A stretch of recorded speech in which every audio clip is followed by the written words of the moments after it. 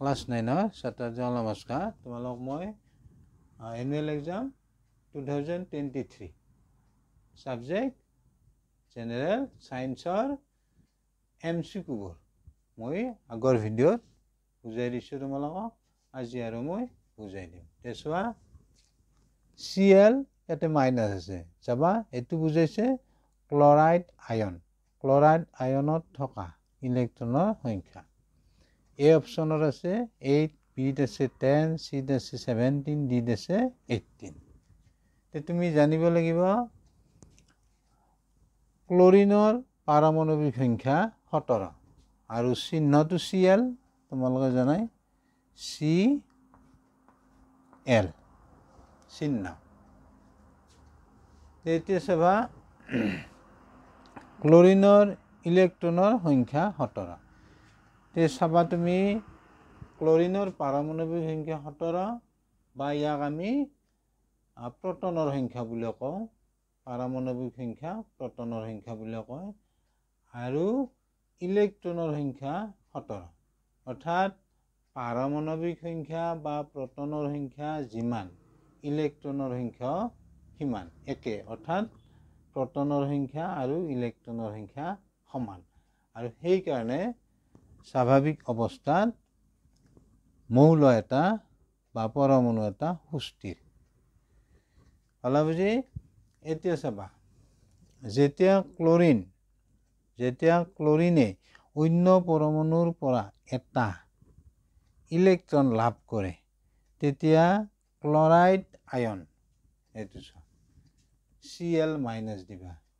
এটা ইলেক্ট্ৰন লাভ কৰে ক্লোৰাইডে এটা ইলেক্ট্ৰন লাভ কৰে তেতিয়া ক্লোৰাইড আয়ন গঠন হয় এতিয়া চাবা ক্লোৰিনৰ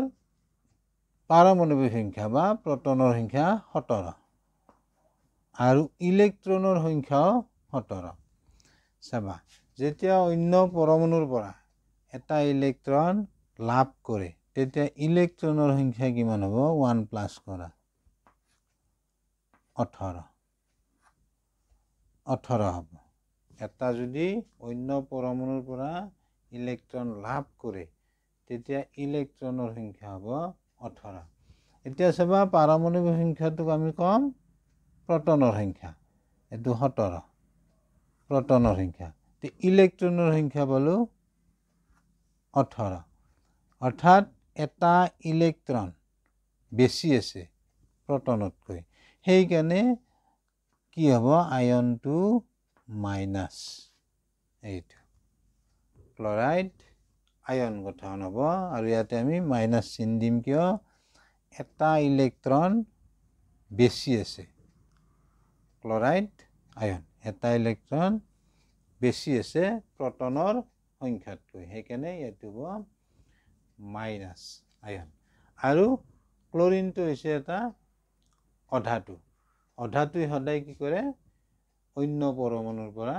ইলেক্ট্ৰন গ্ৰহণ কৰে এতিয়া তুমি বুজি পালা ক্লোৰাইড আয়নত ইলেক্ট্ৰনৰ সংখ্যা হ'ব 18 আৰু এইটো ছবিটো চোৱা এইটো হ'ব পাৰমাণবিক গঠন ক্লোৰিনৰ ইয়াতে তোমাৰ প্ৰথম খলত দুটা ইলেক্ট্ৰন থাকিব অৰ্থাৎ ক্লোৰিনৰ ইলেক্ট্ৰনে ভিন্ন ইলেক্ট্ৰনৰ পাৰমাণবিক সংখ্যা 17ক তুমি এনেকৈ লিখিবা প্ৰথম খলত দুটা থাকিব সেকেন্ডত 8টা আৰু তৃতীয়ত 7টা তে দুটা আছে তৃতীয়ত 8টা আৰু বহিৰ খলটোত এটো বাহিৰৰ খলটোক আমি বহিৰ খল কম ইয়াতে থাকিব 7টা যেতিয়া অন্য পৰমাণুৰ পৰা এটা ইলেক্ট্ৰন ক্লোৰিনে লাভ কৰিব তেতিয়া ক্লোৰাইড আয়ন গঠন হ'ব আৰু বহিৰ খলটো কি হ'ব পূৰ্ণ হ'ব 8টা হ'ব এটো তেতিয়া ইলেক্ট্ৰনে বিন্যাস হ'ব 2 8 8 এই গটেকেটা প্লাস কৰিলে কিমান পাবা তুমি 18 ইলেক্ট্ৰনৰ সংখ্যা 18 হ'ব এই তিনটা সংখ্যা যোগ কৰিলে হলা বুজি তেতিয়া মৌলটো কি হ'ব সুস্থিৰ বহিৰ খলটোত 8টা ইলেক্ট্ৰনেৰে পূৰ্ণ হলে পৰমাণুটো কি হ'ব আয়নটো তোমাৰ বহিৰ্খলটো 8টা ইলেক্ট্ৰনেৰে পূৰ্ণ হ'ব পালা বুজি তে আমি এনসাৰটো পালো ডি 18টা থাকিব ক্লোৰাইড আয়নত থকা ইলেক্ট্ৰনৰ সংখ্যা হ'ব 18 তে পালা বুজি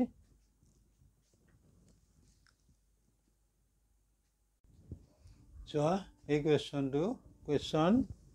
নাম্বাৰ 6 হ'ব মই সিৰিয়েল দি আহিছো তে 6 নম্বৰ কুৱেশ্যন কোক কেন্দ্ৰ কোনে আৱিষ্কাৰ কৰিছিল অপচন এ আছে পাৰ্কিনোজি বি আছে ৰবাৰ্ট হুক সি আছে লিওয়েন হক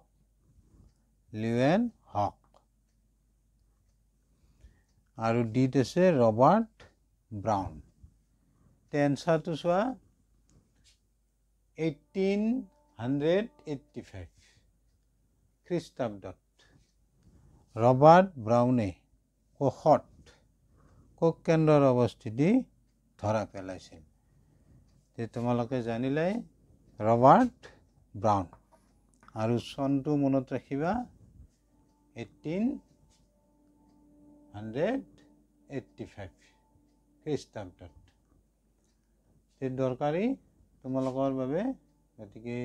তোমালোকে চাই ল'বা